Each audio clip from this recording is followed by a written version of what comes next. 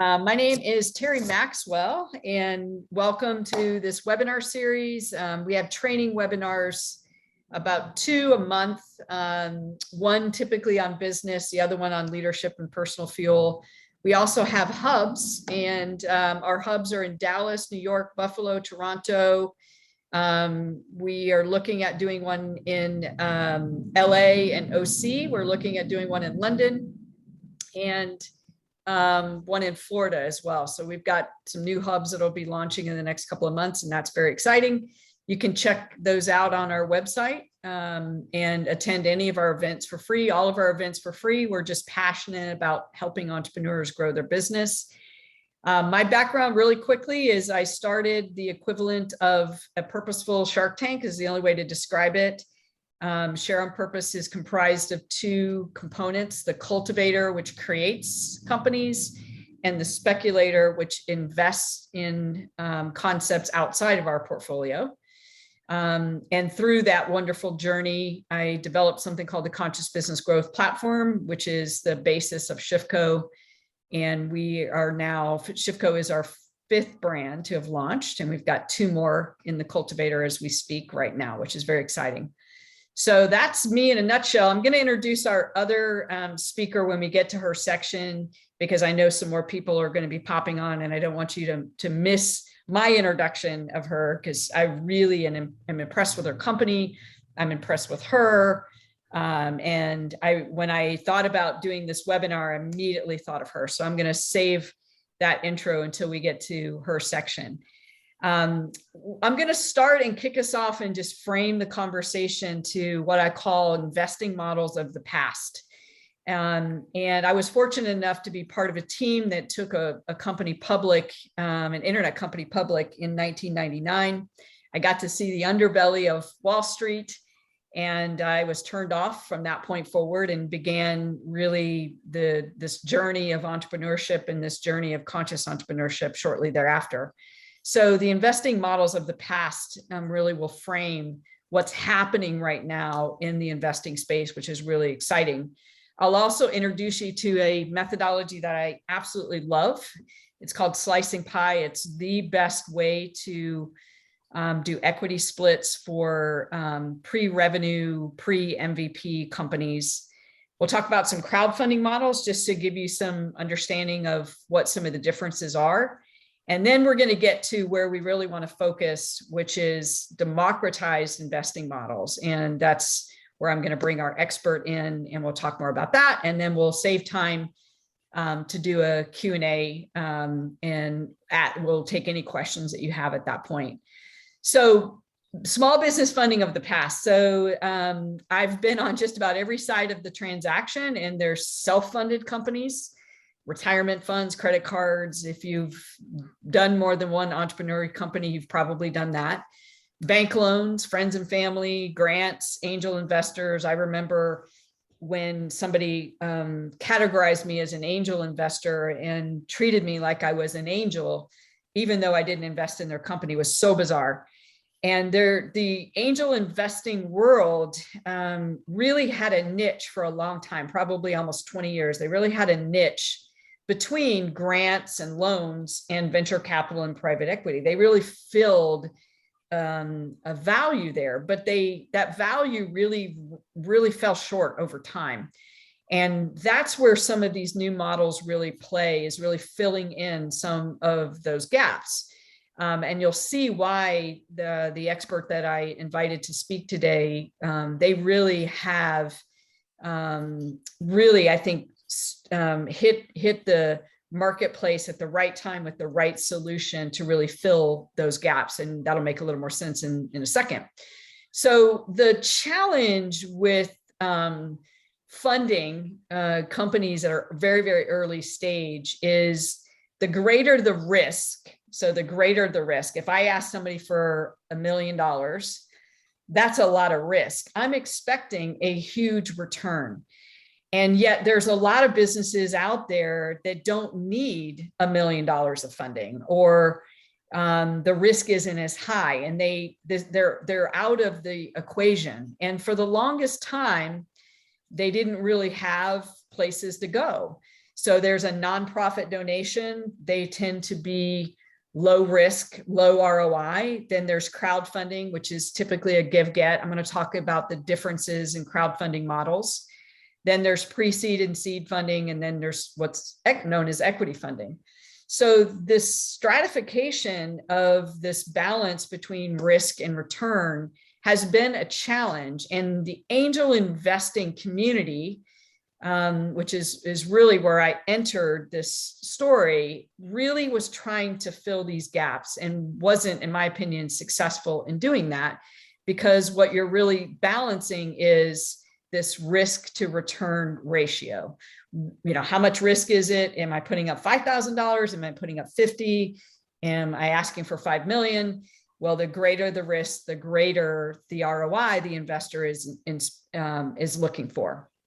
So with that context, I want to first talk about slicing pie and how I've used slicing pie and how I will continue to use slicing pie.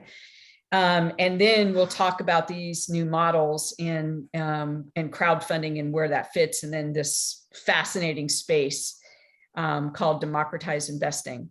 So if you start a concept, one of the best ways that you can create a win-win, it's actually a triple win, is by leveraging expertise and leveraging labor and leveraging resources in addition to cash. That's really one of the best ways that you can minimize investor risk and keep more of your company.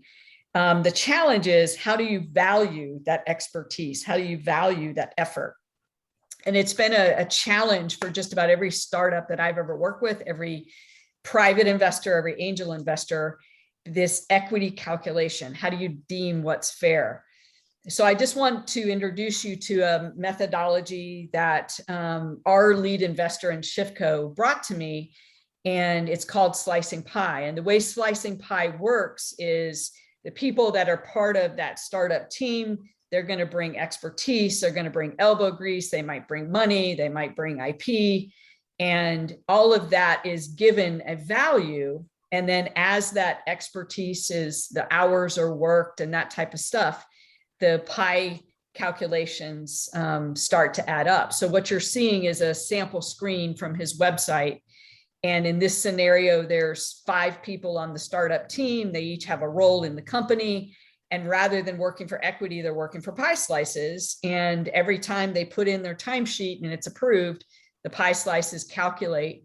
And you always know where you are compared to the other founders in the company. So it's so ingenious that anytime I do any type of webinar on investing, angel investing, or democratize or crowdfunding, I always point this out, because it's one of the best ways to really level the playing field and make it as fair as possible. Nothing is perfect, but it is truly one of the best ones. So if you're not familiar with slicing pie, I would encourage you to check it out. It's literally slicingpie.com. He has a book that describes the whole methodology. You can download it for free. And it's truly a win-win-win scenario. And it allows you to get resources in place so you need less cash. And that step alone makes it easier when you're doing the funding exercise. All right, one last time you'll hear from me, and then I'll turn it over to our expert, and that is with crowdfunding. I've been following crowdfunding since it started, having been president of an internet company. I saw that happen early in the 2000s, and I was like, well, this is interesting. Let me see how this is going to work. Today, there are different types of crowdfunding models, and I just want to make sure you understand the distinction, because I'll hear people say all the time, oh, I'm going to do this type of campaign and I'm going to pay somebody $25,000 and they're going to get me all these donations. And there's a lot of misinformation in this space. And there's a lot of companies out there that are quote unquote helping you with your crowdfunding, and yet you don't really see a return from that. So kind of, just note to self, you really want to be careful as you're going through this. The first one, it's probably one of the most well-known, is Kickstarter. They're what's called a reward crowdfunding model. So you get rewards, you can buy a really cool product early and you get something special as a result of that. So it's kind of like a perk. Another one is donations, and GoFundMe is probably one of the most well-known in that space. Then there's what's known as debt crowdfunding, and probably the one that is the most well-known is Lending Club. In Lending Club, you're going to have to pay it back, but it is a crowdfunding model, and you can basically get some funding that way. And the last but not least is Equity Crowdfunding, and that's where we get to our guest expert. And as I'm going to let her bring her slides up and start to share as I introduce her. So with this perspective is I've been following crowdfunding. I've been following the legislation changes that occurred that really democratized investing. And I knew that it was magic, that these things were coming together, the crowdfunding world, making it easier for everyday investors to really enter the investing space. And about a year and a half ago, I was introduced to FrontFidel from one of our ShiftCo members, and I was just blown away at what they have to offer. So I got a chance to meet Trieste, and she was a funder on their platform and then went to work with them because she loved it so much. So when I thought about doing this webinar to give our members and other conscious entrepreneurs and some insights into how they can play in this space, I immediately thought of you. So Trieste, take it away. Thank you so much, Terry. I really appreciate the wonderful introduction. And, it's been a pleasure being involved in your network over the last year and a half or so. So really thank you for your time today. Just want to confirm, can everyone see my screen correctly? Okay, perfect. So as Terry mentioned, I work with FrontFidel. I've been with the company for about 2.5 years now, but prior to that, I actually started my journey with them as an investor. So I had recently finished a Master of Global Business. I had studied in a few countries, come back home and was looking at different investment options for myself. Had always been interested in, my investment portfolio and really looking at those, how I position myself financially. I've invested in real estate, public stocks, and this was such an exciting opportunity to get involved with private companies and really be able to be, like a Shark Tank or like a dragon in Canada. So was really thrilled with that, started following the company, invested in a campaign on their site, and shortly after actually invested in the company itself. And then not too long after that, found a position that was a great complement to my skill set. So my background is in marketing and strategy and communications consulting, working with companies. I've consulted around North America for some companies. And now what I do is I help these companies strategize on their capital raise and really get them set with everything that they need to prepare and walk them through the execution of their campaigns as well. So with that, I would love to give each of you a deep dive into equity crowdfunding today, show you a little bit about what we do, how that as well kind of ties into some debt options that we can look at as well, and then we'll turn it over to a Q&A. So let me just have a look here and we'll move to the next slide. So biggest thing that Terry mentioned is, really democratizing capital and investing. So why is that accessibility so important? Well, as a company, we've deemed, 3 key areas, one of which is just accessibility. So the private capital markets in Canada were not available for non-accredited investors prior to 2015. The US and the UK did open up a little bit before that. Their markets are slightly more mature. But with that, there's a huge portion of the market that was just untapped for investment opportunities. So the number that I'm highlighting here is representative to Canada, but we believe that there's at least $2 billion in private capital markets capital that is currently, untapped and that can really be opened by democratizing access to this capital. And the same goes for both, the US and the UK as markets globally as well. Also, diversity. So there's a real lack of diversity across the board for founders, particularly if you're a female founder, and even more so for female founders of color. So what equity crowdfunding helps to do is really allow all entrepreneurs to raise capital and to raise that capital from their community. If you look at statistics from venture capital, it's 3% of venture capital funding goes towards female entrepreneurs, and only really 12% of venture capital decision makers are female. So So that kind of leads to where that gap is. So we believe this is an opportunity to really diversify those markets a little bit more. And then the next thing is technology. Equity crowdfunding platforms enable people to make investments entirely online. Through our system, you can come in, make an investment on your phone in as little as 12 minutes in a private company, which is so exciting. And I think, many of you have probably seen the rise of private or public market investment tools through the pandemic, such as Wealthsimple and Robinhood, that have just skyrocketed in terms of interest. And there's a huge opportunity for that to grow within the private capital markets as well, in really being able to open these opportunities. So it's estimated that, the global crowdfunding market is really now a multi-billion-dollar market with a 30% compound annual growth rate. So it's definitely, where investors can be headed in the future. And we look forward to being a part of that as we really create a more accessible opportunity for all. So with that in mind, what is equity crowdfunding? I know Terry's touched on this a bit. It's an alternative way for companies to raise capital from a large group of people, or the crowd, as we like to call it. So for investors, it's an online marketplace that allows everyday Canadians and retail investors to invest into those private companies that they know and believe in and are already passionate supporters of.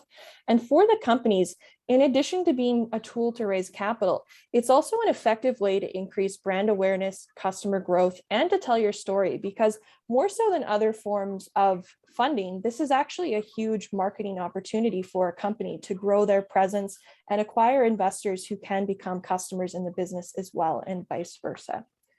So with that, just having a quick look at, the typical sources of funding that we see. I know Terry's touched on this as well. And where does equity crowdfunding fit in? A lot of times people have the misconception that if you do equity crowdfunding, you can't proceed to venture capital, or you can't raise from angel investors at the same time. And really, equity crowdfunding is a complement to those traditional funding solutions. We've had companies raise with us who have been raising from angels or institutional investors at the same time as their campaign, or they did have a VC investment prior, and now they're opening up the remainder of their round to equity crowdfunding. There's so much value in really being able to have these investors come in as passionate brand supporters and champions and ambassadors for your company that will only help, spread the message of what you guys do further. So it can be an excellent complement, and realistically, it allows you to open it up to, 96% of the general public market that previously wouldn't be available for funding the business. So it's a great opportunity to complement those existing solutions. So a little bit about, what are the benefits to using equity crowdfunding? Well, it allows you to access all types of investors. So that's including your friends and family, accredited investors, but also your brand champions as an added audience. So, if you've got a huge customer base on Instagram that you want to convert, a lot of people supporting and following the company online, they could be your next investors. And more often than not, if they're big fans of your product and service, they're going to want to be able to share in the company's future like that. So it's a great opportunity there. It's also a great opportunity for market validation. So particularly if you're an earlier stage company, we've had some list with us before who, they were working on their MVP and getting that to market, and they raised their campaign, had great traction, and this only helped them further prove the demand for what they were trying to achieve in the market. It also can help with increased efficiency and reduced administrative burden. It's a one-stop shop solution for investor checks, processing investments, compliance requirements, getting all the documents done, and it's all done seamlessly online as well. So that's really where technology comes into play to simplify the process. For ourselves as a platform, and for many others, you will be given the opportunity to work with kind of tailored support people throughout your campaign. So my role in particular comes with, campaign strategy and really coaching companies on what they need to do to effectively position themselves to raise capital. We also, for our company, have a due diligence lead on each campaign who's working with the company to go through the due diligence process, make sure that they're investor ready to list on the platform. And with all of that, that just makes sure that, the companies who this may be their first time going through this process have those resources and those people who are dedicated to, their support and making sure that they find success with the campaign. And then the other benefit really is just that it's the ability to share your story widely. while inviting investors to the table. So, it could be a great founder story, it could be an impact company, and this really just gives you a platform to share that story with as many people as possible to bring them to the table as investors. Now, what's the ideal company profile for something like this? For a successful crowdfunding campaign, we do find that it's important to have an engaged community. So really looking at, your social media presence, what platforms are you using? I don't only look at follower numbers, I also like to look at engagement on posts as well to make sure that there's an active, interested community, committed investors. So what we require on our platform, and that some others do as well, is that you actually secure 20% from your network prior to going to the public so that you can show great traction. Equity crowdfunding is very much about social proof. So having those investments committed from your network in advance helps the campaign succeed when you go to the public. And then a big customer base as well. If your customers, are already strong supporters of your product, then there's a great opportunity that they'll want to invest in the company itself as well. For ourselves in particular, we look at, raised targets of at least roughly $250,000 with an expected close between 6 months. That being said, companies can raise different amounts. I know Nightscope, an American company in the US, I believe they've raised 25 million kind of in one of their latest rounds that they did. So huge opportunity in the US there. In Canada, we usually see campaigns a little bit more between, let's say 250,000 to one of our higher ones, which was around 10 million, but it's completely dependent on the size of the round and all the parties involved. If there will be some institutional investments involved in the round, then you can see how that number might get a little bit higher, but it is suited as well for those smaller businesses who are just looking to raise $250,000 to $500,000 and really want to engage their community with that.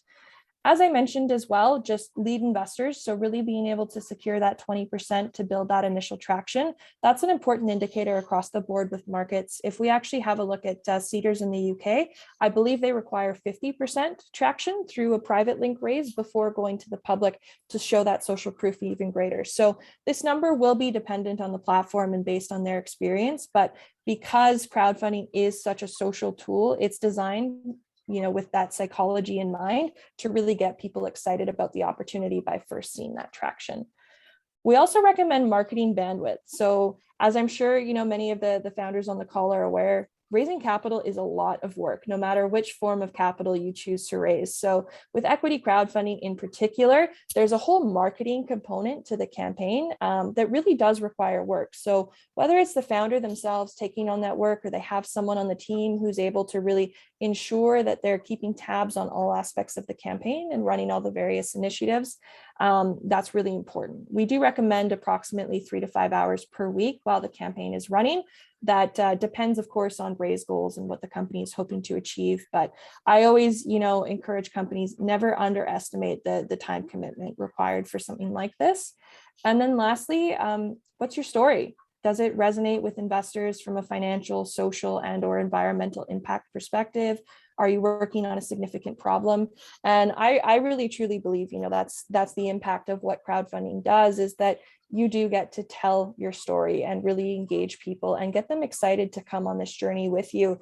And something that I've found from experience is that with equity crowdfunding, you're often investing in the founder and the team just as much as you are the company. So really being able to highlight your story, what you're passionate about, the mission of the company are all very critical elements there. Now, investor attraction. So why do investors consider this type of investing? I know I spoke to a little bit about my story and what got me interested, but it's definitely something that we see across the board.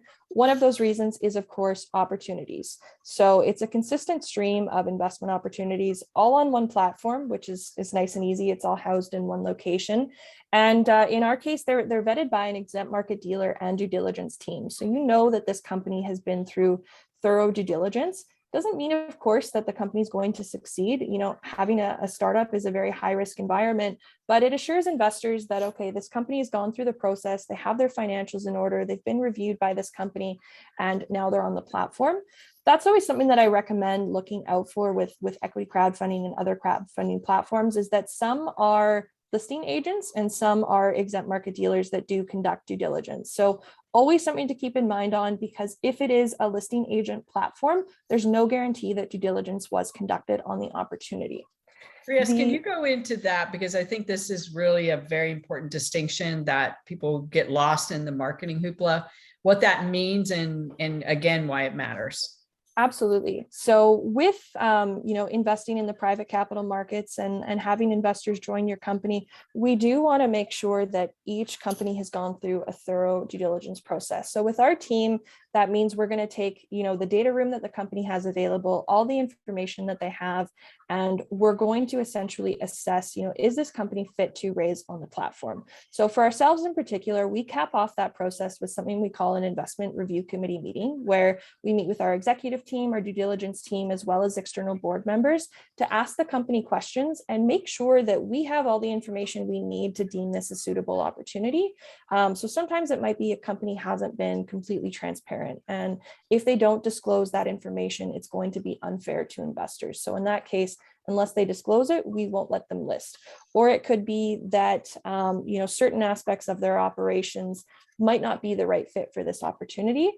As with investing in general, and as an exempt market dealer, we do report to the various securities commissions to make sure that the investment opportunity is in line with that and preparing all the documentation and compliance. So it is a process to go through, but we provide guidance on all of that, even so much as deal structuring even. So perhaps you're not ready to do a common shares funding route, and instead you'd like to do a convertible note or a SAFE rather than offering equity in the company. So we'll work with companies on actually saying, based on where the business is and what your objectives are for future rounds, we might think this is the right step to go right now. Let's prepare, a convertible note offering. We can do 6% interest and run from there. And then that can be the first round prior to getting into equity crowdfunding itself.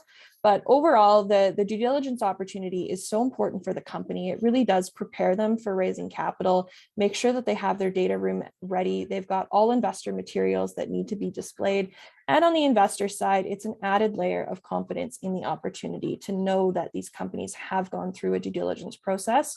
So for myself as an investor, that is definitely something that I would look for in just, ensuring that the opportunity is not just listing and they're going to, be able to spend this money in any way possible. One thing that we ask every company to communicate is, of the funds that they're raising, how are they planning to use these funds so that we can be sure it is going towards the right areas to grow the business. And one thing that we work on as well is, in some cases for earlier stage pre-revenue companies, we do set a minimum offering.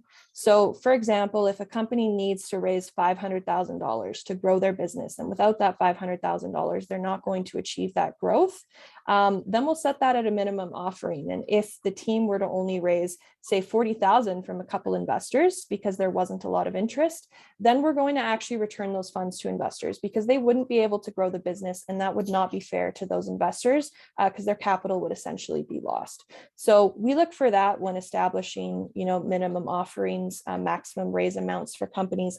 And I know other platforms do as well, because we want to look out for the best interests of both the company raising capital as well as the investors who will be supporting the company as well. A couple of the other areas, just from an investing attraction perspective, are really value investing. So, the diversity, makeup, and teams, breadth of industries, investing in promising startups from the very beginning. And one thing that we're seeing more of nowadays is social impact investing. So really wanting to support those companies, that might be female or minority led, or that are supporting the environment, or that give back to the community. We had a company that raised with us. They were a period equity company, and they actually had a 1-for-1 business model. So for every product purchased, they donated that to a community who could not afford that. So business models like that really resonate with audiences, because not only are they making an investment, but they're also doing good with that investment as well. So that's really something that we're seeing more and more of. And then the last point here that I know I touched on earlier is really just the shark effect. So after years of watching from home, you too can invest like a shark or a dragon. And that is such an exciting opportunity for so many people who watch the show to really be able to sit back and play in that role and ask these company questions that you want to know, review all of their materials, and determine if this is actually going to be a fit for yourself as an investment. Now, a little bit about the process. So the process is definitely, subject to change in different markets. Here, I've highlighted some companies out of the US, the UK, and Canada. So in the US, I know Start Engine is a very well-known equity crowdfunding platform, as is Republic, Seed Invest. We've worked with some of these companies in the past with offerings that were dual listed between Canada and the US to make them North American wide, which is very exciting. And then in the UK, there's Seedrs and Crowdcube. So those are more really pioneers in the space. The UK was really one of the earlier markets to enable equity crowdfunding as an alternative. And I think recent statistics show that, over 50% of financial capital market investments now in early stage companies is coming through equity crowdfunding as a source. So definitely the market there is very mature, which is great to see. And then just a little bit about FrontFidel there and our operations in Canada. So to understand the process a little bit more, there is a campaign preparation process phase. We usually say around 1 to 3 months, though we target around a 6-week timeline with companies. And that is to go through the due diligence conducted on the business and the management team, as well as preparing their companies and their marketing materials. So we want to ensure that, the companies have a pitch deck that's designed for crowdfunding. And this is a question I see quite often, but usually companies prepare pitch decks for a VC pitch where they're going to be delivering it, speaking to it. So you've got minimal text on the slide and instead you're telling a story. But through equity crowdfunding, your materials are distributed in an online platform. You don't always get to speak to it in the same way. So we need to ensure that the pitch deck is adapted for that model of distribution and that we have all that important context and anecdotes written on the slide. We also like to see a campaign video. So studies have shown that the opportunities that have a video for their campaign see far more investment and success than those that don't. So for us in particular, we like to focus on the mission and vision of the company, the founder's story, the team, really nothing that relates to the deal terms because they can see that on the campaign page, but more gets into the why, the what, and the who behind the company. So we work with them on preparing all of those materials.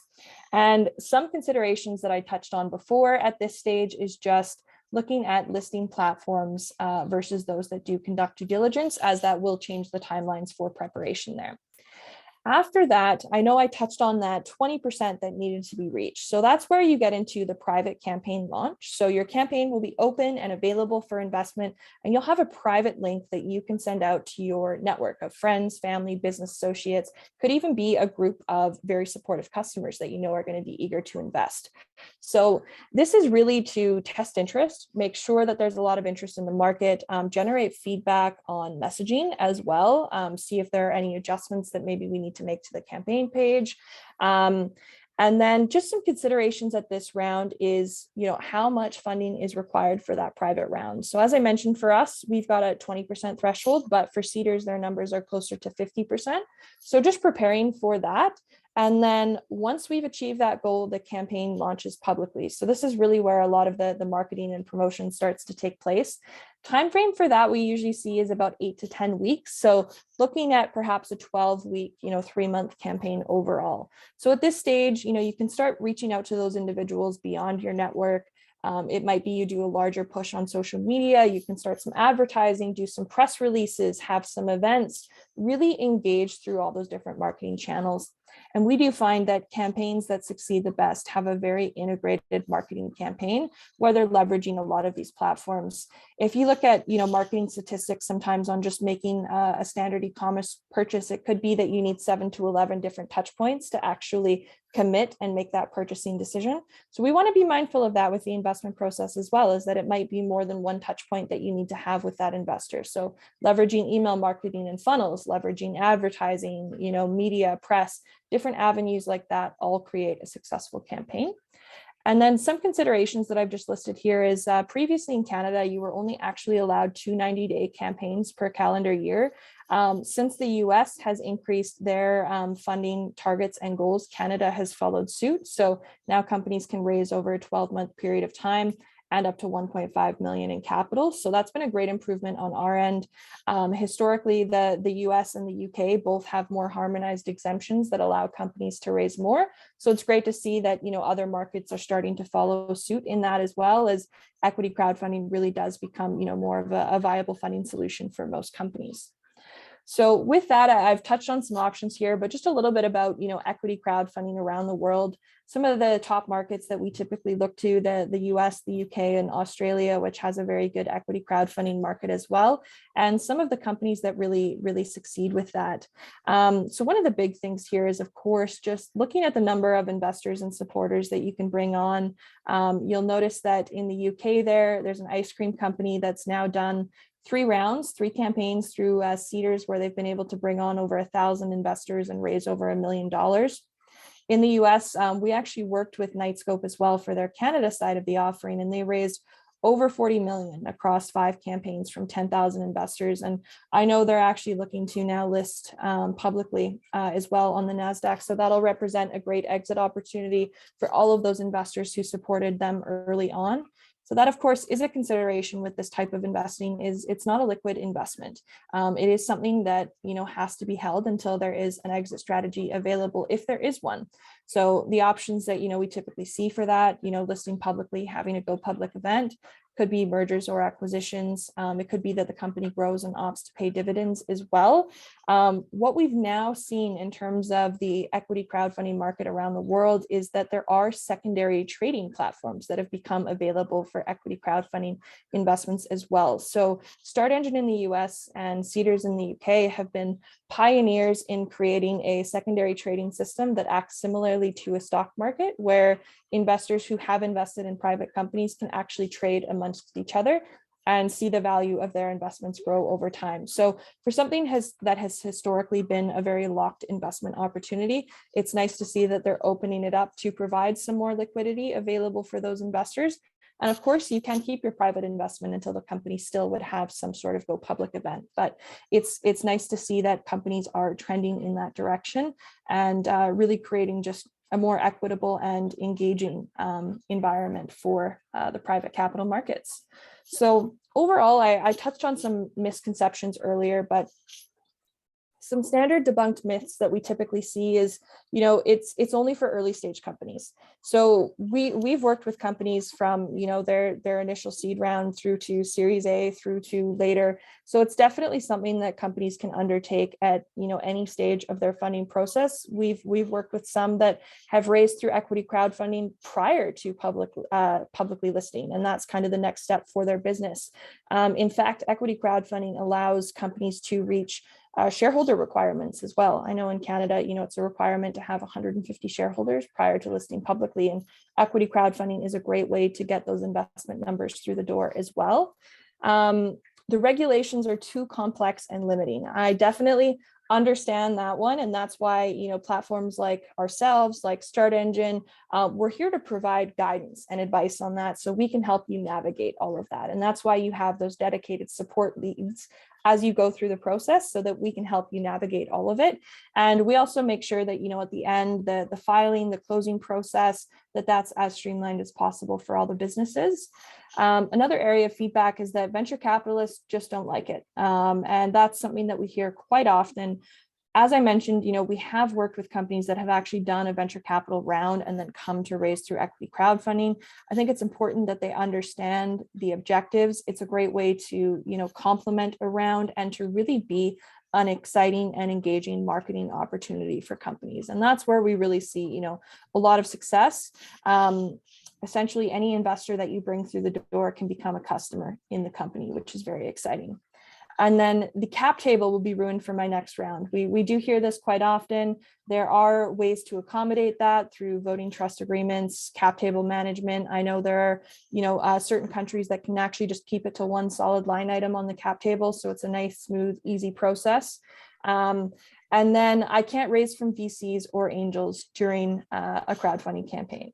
So as I mentioned, we really want to complement other forms of funding. We have definitely had companies raise from angels, VCs, institutional investors as their campaign is ongoing. And in fact, we encourage it. It really helps with that momentum and building that early traction for the campaign there.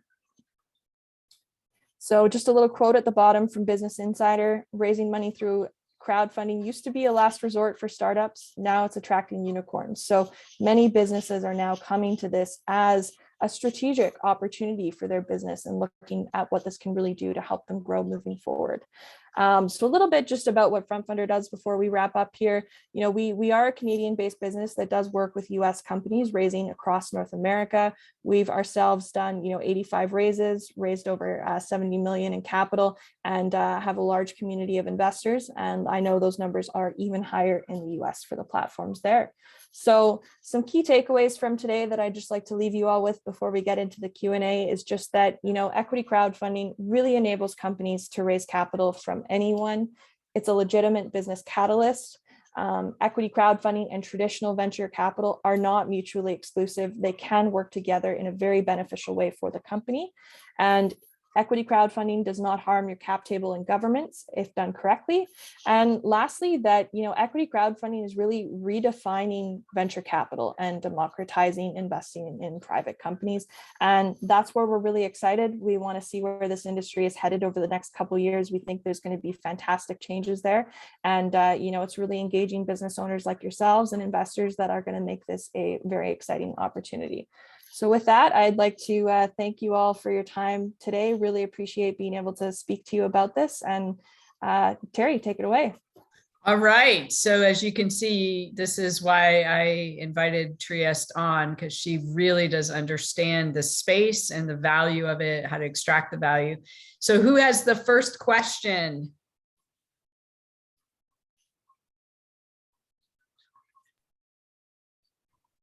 All right. Elizabeth, I do. go for it.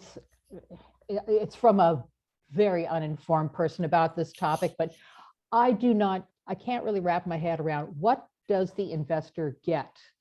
Is it as Trieste was saying, it's sort of like at the end you'll get something, but I mean, how do we go back to that concept of the pie, which I also need to kind of look at more deeply, but so we have to come up with, our founders need to figure out what we're going to get, but how much do we know we can offer to investors, and what of that are they expecting?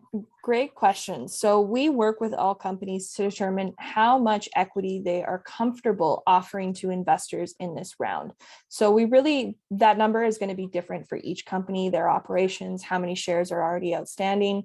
A company that I'll give you an example of is a clothing company that we worked with, and they wanted to be community owned, and they decided that they were going to offer 20% of their company to their community to join them as investors.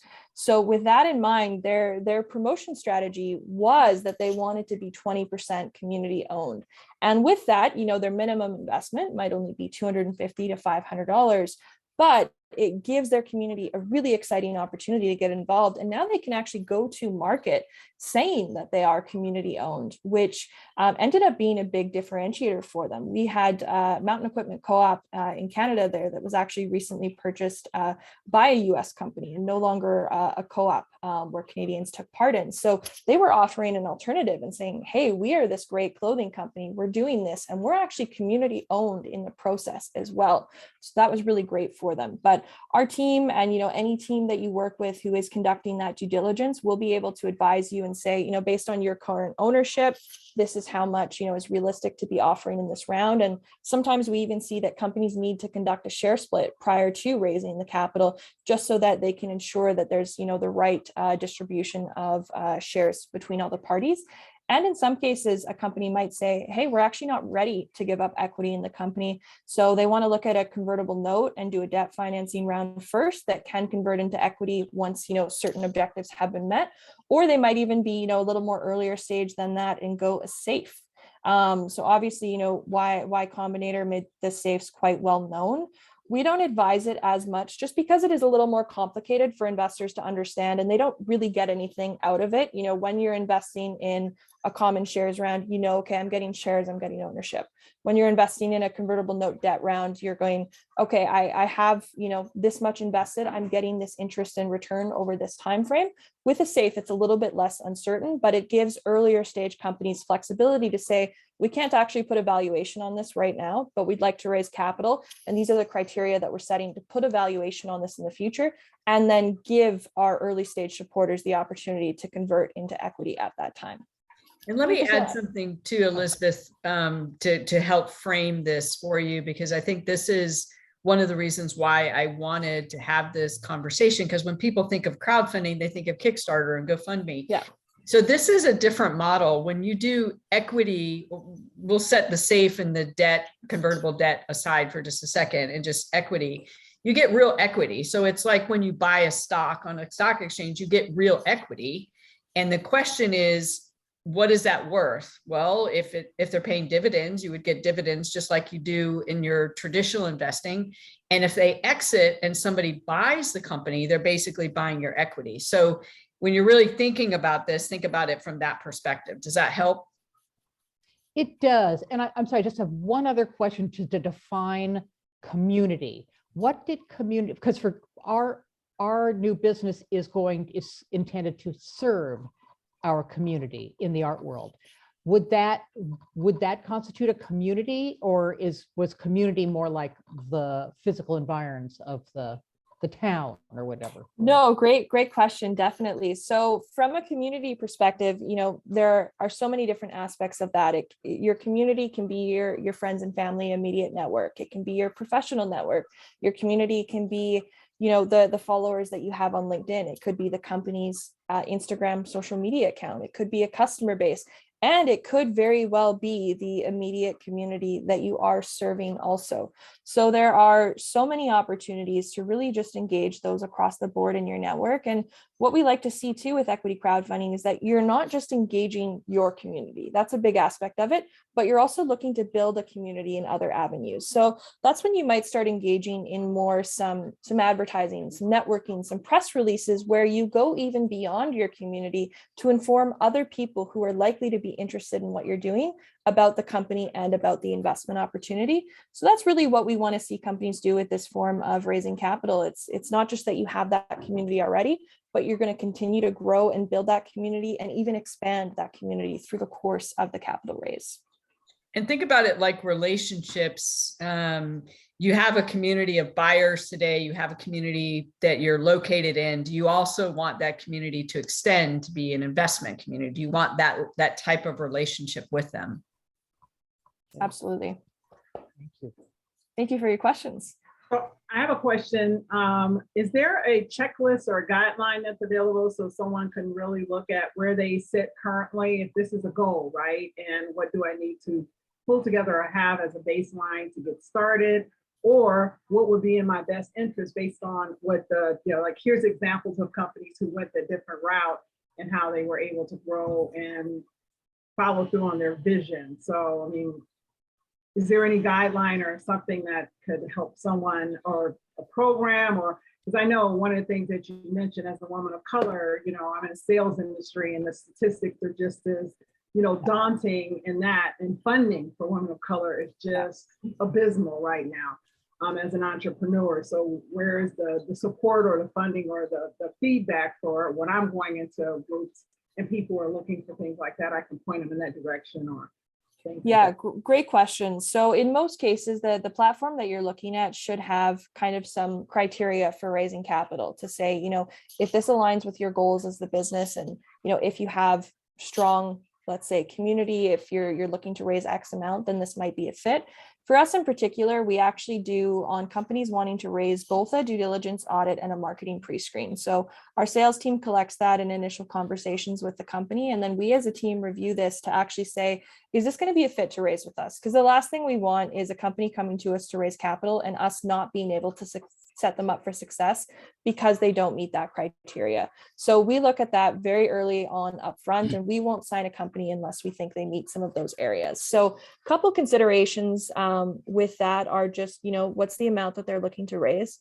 In particular, on the marketing side, I like to look for, do they already have an email list? Do they have a list of people that they're ready to reach out to? What does their social following look like? Do they have a good online community? Is that community engaged? I also even like to look at, websites of companies as well, just to get a sense of the quality of the materials and learn from them. Do they have a marketing team? Is that marketing team internal, external? Because I want to get a sense of, does this founder have the capacity to take this raise on? So that is something that I look for very closely. And I also ask for some guidance on them on what are some marketing campaigns that they've run in the past. and, how did they find that to work effectively? Just so, again, I can get some feedback from them on what their experience level is, what they've tried in the past, and where we might have to coach them on in the future. And then I also look for budgets. So one thing to consider with this form of raising capital is that oftentimes companies do get involved in advertising and press and media. So what are they realistically able to allocate towards the campaign to raise this capital? So we'll run through all of that. We'll also go through DD, what's going to be the use of funds, things like that there. In terms of, for more minority founders, like we've raised with two female founders of color, Black entrepreneurs who struggled really raising capital. One of them in particular, she founded a fashion brand in Canada and was really excited to engage and convert her own community and had struggles, with traditional forms of raising capital. One of the pieces of feedback that I received from her is just that she underestimated the amount of education involved in the process. So that is something to consider with equity crowdfunding, is that if your immediate community is not aware with this form of raising capital, then we not only need to educate them, but we need to do that while also trying to convert them. So we really work with companies to prepare those materials, to get those emails ready, those social media posts, to have those assets so they can have those conversations and they can educate their network, their community, and get them excited to take part. But it's definitely, it's a different experience for each. I will say, we just want to, of course, make sure that we're setting companies up for success and that they're going to be, prepared with their communities and how to convert those communities.